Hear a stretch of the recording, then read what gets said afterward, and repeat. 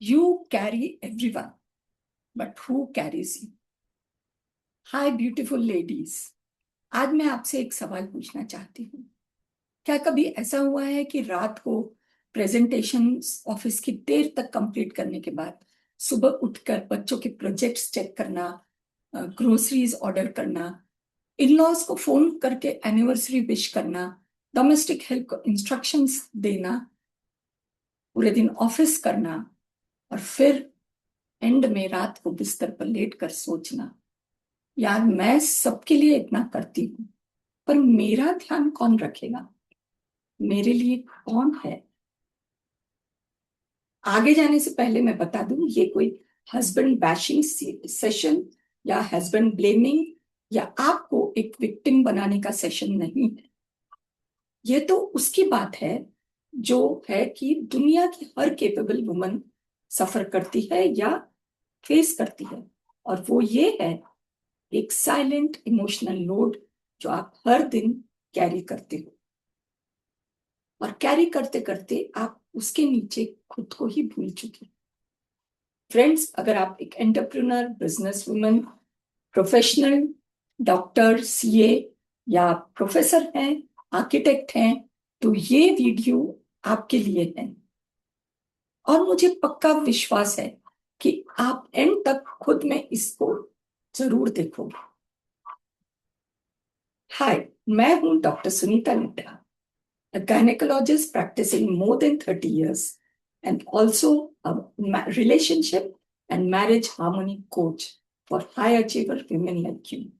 I help women to build a strong, deep emotional connection and fulfillment in marriage without sacrificing their ambition or their progress. मेरे पास जब clinic में या मेरी coaching में women आती हैं और आकर कहती हैं, सुनीता मैं थक गई हूँ, आई आस्क देम कि ये फिजिकल थकावट है या इमोशनल, और वो कुछ सेकंड्स चुप हो जाती, क्योंकि फिजिकल एग्जॉशन कहती है मुझे रेस्ट चाहिए, और इमोशनल एग्जॉशन कहती है मुझे किसी के शोल्डर चाहिए। डिफरेंस समझ रहे हो?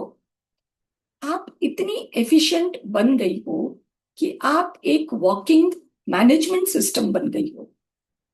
आप घर की सीईओ, फैमिली की एचआर मैनेजर हो, इमोशनल क्राइसिस मैनेजमेंट हेड हो, लॉजिस्टिक्स मैनेजर हो, और इमरजेंसी रिस्पॉन्सिबिलिटी टीम की हेड हो। है या नहीं, सोच कर देखो। और आपको पता है, आपके घर के वाईफाई, आपके गैस सिलेंडर, डोमेस्टिक हेल्प्स की लीव्स के बारे में, चिल्ड्रन के एग्जाम के बारे में, हस्बैंड की हेल्थ रिपोर्ट्स के बारे में वो कहाँ रखी है, पूरी एक्सटेंडेड फैमिलीज की बर्थडेज और एनिवर्सरीज के बारे में, मदर इन लॉ की मेडिसिन के बारे में। लेकिन जब आप अपना चार्जर ढूंढ रही हो तो पूरा घर आपको ही पूछता है, मॉम आपने ही कहीं रख दिया होगा, अरे सुनीता आप ठीक से देखो, तुमने ही कहीं रखा होगा। और मैं कहती हूँ, मुझे हंसी आती है कि इस घर में चार्जर भी सेल्फ डिपेंडेंट नहीं है कि खुद आके मुझे दिख जाए। पर धीरे धीरे आपकी कैपेबिलिटी ही आपकी इनविजिबिलिटी बन जाती है। जी हाँ, आपको सुन के आश्चर्य होगा, ये क्या कह दिया आपने doctor Sunit?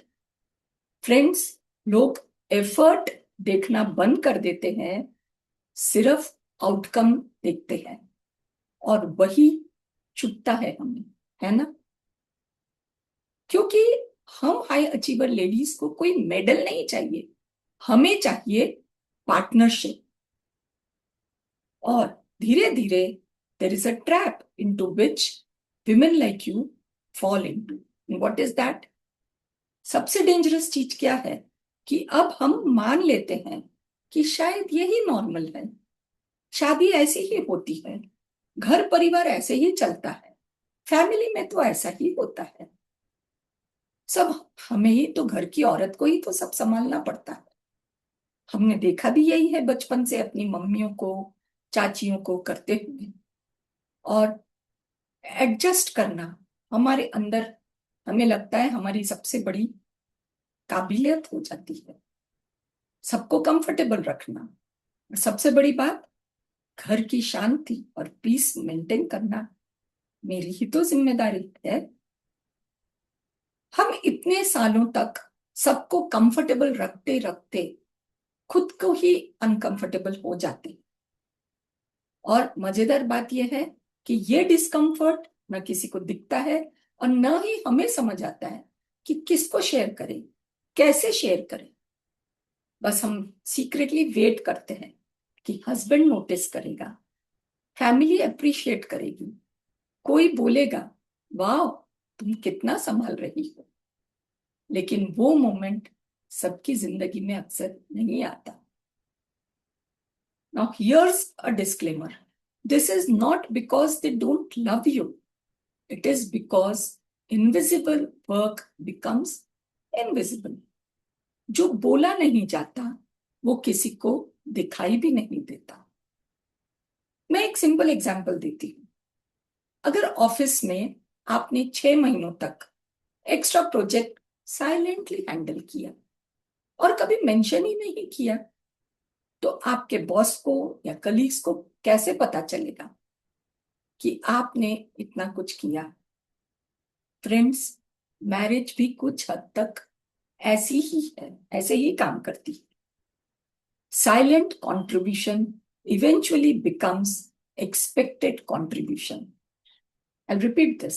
Silent contribution eventually becomes expected contribution. मतलब जब आप कुछ करते जाते हो तो आपसे अपेक्षा ही रखी जाती है कि आप वो करते ही जाओ।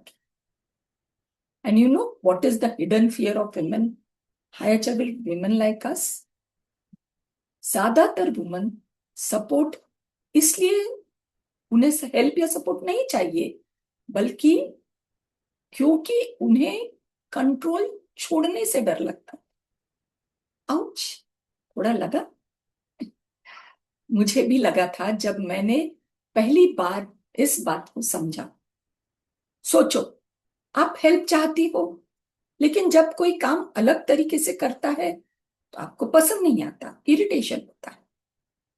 आप चाहती हो काम आपके तरीके से हो, आप रेस्ट चाहती हो, पर रेस्ट करते हुए आपको गिल्टी फील होता है और दिमाग में इतने सारे अनकंप्लीटेड काम आते रहते हैं। आप सपोर्ट चाहती हो, पर इंस्ट्रक्शन देना भी एग्जॉस्टिंग लगने लगा है ना। और फिर आप सोचती हो छोड़ो, मैं ही कर लेती हूँ, मुझे ये करना पड़ेगा। मुझे तो लगता है हम इंडियन विमेन की ये नेशनल एंथम बन गया है, ये लाइन, मैं ही कर लेती हूँ। क्या लगता है आप? और यही लाइन इमोशनल बर्नआउट की एक्सप्रेस हाईवे है। इस लाइन की वजह से आप कैरी करती रहती हो, कैरी करती रहती हो और कैरी ही करती रहती हो, और फिर एक दिन रियलाइज करती हो करियर सक्सेसफुल है, वाह, घर भी बड़ा सुंदर आपने रखा है, फैमिली सेटल्ड है, बच्चे अच्छे से बड़े हैं, लेकिन अंदर से कनेक्शन मिसिंग है, कुछ खालीपन है, कुछ लोनलीनेस है। आपने एक बहुत सुंदर लाइफ बिल्ड की है, पर उसके अंदर रहना भूल गए। सोच के देखिए। सो अब आप पूछेंगे then how can we change this? आप कहेंगी ज्यादातर सबने तो यही कहा है और मुझे भी पता है, आपको ये पढ़ा है आपने या सुना है या कुछ सेशंस अटेंड किए, थेरेपी करी कि कम्युनिकेशन प्रॉपरली करो, बाउंड्री सेट करो। अरे भाई, हेल्प, आस्क फॉर हेल्प। और मुझे पता है आपने, you have tried all this, but doctor Sunita, मुझे ये सब ट्राई कर चुकने से भी कुछ चेंज नहीं हुआ। तो what changes can be done? तो मैं कुछ डिफरेंट कहना चाहती हूँ। फ्रेंड्स, कनेक्शन इंप्रूव तब नहीं होता जब आप सिर्फ अपना वर्कलोड कम कर देती हो। कनेक्शन इंप्रूव तब होता है जब इमोशनल पैटर्न चेंज होता है। क्या मतलब? See these examples. Instead of saying excuse me, instead of saying मैं कर लूंगी, रहने दो, ट्राई सेइंग मुझे अच्छा लगेगा अगर हम ये साथ में मिलकर डिसाइड करें, या हम ये साथ में मिलकर करें। इंस्टेड ऑफ सेइंग मेरी कोई हेल्प ही नहीं करता, ट्राई सेइंग मुझे लगता है मैंने कभी ठीक से शेयर नहीं किया कि मैं कितनी लोडेड या एग्जॉस्टेड फील करती हूँ। डिफरेंस देखा? कहीं ब्लेम नहीं है, सिर्फ visibility. No drama, only honesty and softness. And ladies, softness does not mean weakness. उल्टा, softness actually means emotional courage. Softness का मतलब है मैं परफेक्ट दिखने की एक्टिंग बंद कर रही हूं, मैं अपनी नीड्स को भी इंपॉर्टेंस दे रही हूं इस रिलेशनशिप में। और आज मैं आपको एक बात याद दिलाना चाहती हूँ, आपको सपोर्ट डिजर्व करने के लिए बर्नआउट होने की जरूरत नहीं है, आपको कोलैप्स होने की जरूरत नहीं है, आपको प्रूफ करने की कुछ जरूरत नहीं है कि आप कितनी स्ट्रांग हो। स्ट्रांग वुमन वो नहीं है फ्रेंड्स जो सब कुछ अकेली उठाती हैं, बल्कि स्ट्रांग वुमन वो है जो एक दिन डिसाइड करती है अब मुझे भी कैरी किया जा सकता है। तो कमेंट्स में मुझे बताइए, आप कौन सी रिस्पॉन्सिबिलिटी आपको लगता है कि आप इनविजिबली रोज रोज कैरी कर रही, जो शायद किसी को दिखाई नहीं देती।